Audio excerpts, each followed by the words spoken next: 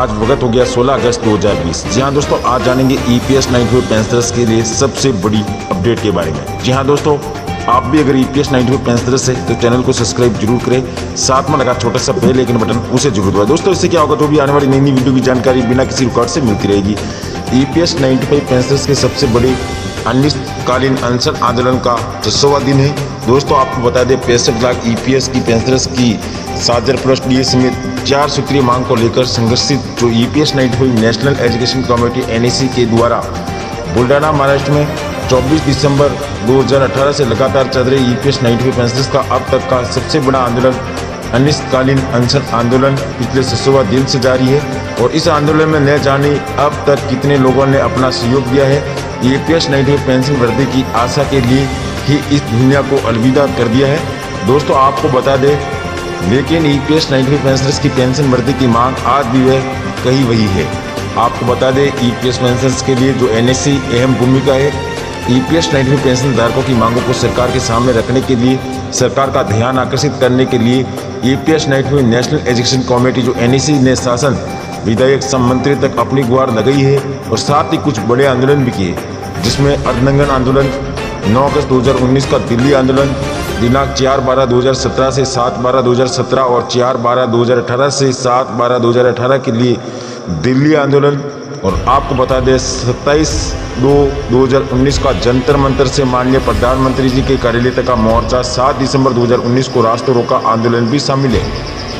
इसी के अलावा माननीय श्रम मंत्री, माननीय वित्त मंत्री, माननीय प्रधानमंत्री जी समेत EPFO employees protect fund organisation कार्यालय में भी कई बार ज्ञापन दिया गया है।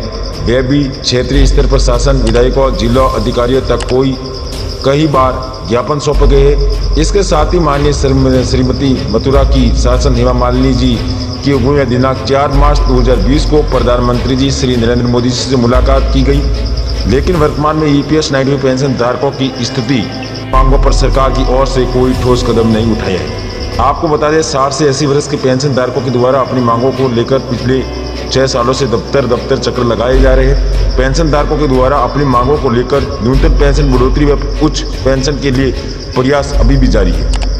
ईपीएस 95 पेंशनर्स अनिश्चितकालीन अनशन आंदोलन EPS 95 national education committee NIC committee द्वारा जो लडान महाराष्ट्र में 24 दिसंबर 2018 से ईपीएस 95 पेंशनर्स की मांगों को लेकर अनिश्चितकालीन अनशन आंदोलन का आज 6वां दिन है।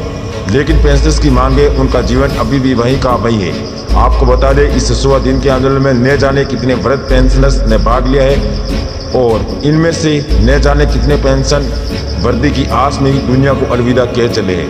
आपको बता दें, पिछले 600 दिन से ईपीएस 95 जो national education committee NEC committee द्वारा इस आंदोलन को सुचारू रूप से चलाया जा रहा है। कोरोना महामारी के कारण जिला कार्यालय बुल्डाना से बंद कर इस आंदोलन को अब गृह से ही सुचारू रूप से आगे बढ़ाया जा रहा है। तो दोस्तों, सुप्रीम कोर्ट का फैसला ईपीएस 95 पेंशनर्स के पक्ष में है। आपको बता दें, आज से तरीकबंद 1.5 साल पहले यानी 1 अप्रैल 2019 को ईपीएस 95 पेंशन धारकों के हित में फैसला सुनाते हुए केरला हाई कोर्ट के फैसले को बेकरार रखकर सुप्रीम कोर्ट ने ईपीएस 95 पेंशनर्स को उनकी अंतिम महीने की सैलरी के हिसाब से पेंशन का भुगतान करने का आदेश दिया था। लेकिन आज 1.5 साल से ज़्यादा होने के बाद ईपीएस 95 पेंशनर्स के हाथ में सुप्रीम कोर्ट के आदेश अनुसार पेंशन नहीं आई है। और आपको बता दें कि लंबे समय से चल रही ईपीएस 95 पेंशन कर्मचारी पेंशन स्कीम, पेंशन धारकों की पेंशन बढ़ोतरी और हाई पेंशन पर भुगतान के सुप्रीम कोर्ट के फैसले पर की और दायर की गई है पुण्य विचार याचिका के कारण यह मामला अभी तक सुप्रीम कोर्ट में ही अटका हुआ है। तो दोस्तों, श्रम मंत्री भी कई बार दे चुके हैं पेंशन वृद्धि का आश्वासन। आपको बता दें, इसके अलावा वर्तमान श्रम एवं रोजगार मंत्री संतोष कुमार गंगवार जी के द्वारा भी ईपीएस 95 पेंशनर्स को बार बार दिलासे दिए गए हैं। पेंशन धारक जब भी अपनी मांगों को लेकर श्रम मंत्री से मिले तब उनकी ओर से एक नई तारीख या बैठक का दिलासा देकर बात को टाला गया। जैसे कि आप देख सकते हो, जैसे 24 जून 2019 को लोकसभा में ईपीएस 95 पेंशनर्स की मांगों को लेकर जब उनसे सवाल पूछे गए तो उन्होंने ये कहकर बात को टाल दिया कि ये सारी बातें हमारे संज्ञान में है और हम आने वाली सीबीटी की बैठक में इस पर निर्णय लेंगे। लेकिन जब 21 अगस्त को सीबीटी की बैठक हुई, उस मीटिंग में न्यूनतम पेंशन और उच्च पेंशन पर कोई फैसला नहीं लिया गया, जिसके बाद एक और सीबीटी की बैठक हो चुकी है। तो दोस्तों ईपीएस 95 पेंशनर्स को माननीय नितिन गडकरी जी ने क्या कहा था वादा, आपको बता दें भारतीय जनता पार्टी की ओर से माननीय नितिन गडकरी जी ने 15/1/2014 को चुनावी प्रचार और प्रसार के दौरान ईपीएस 95 पेंशनर्स से ये वादा किया था कि उनकी पेंशन धारकों को कहा था कि न्यूनतम पेंशन 1000 करना कर्मचारी पेंशन धारकों के प्रति अन्याय है और न्यूनतम पेंशन कम से कम 3000 रुपये प्रति महीना होना चाहिए। उस महंगे भत्ते से जोड़ना चाहिए।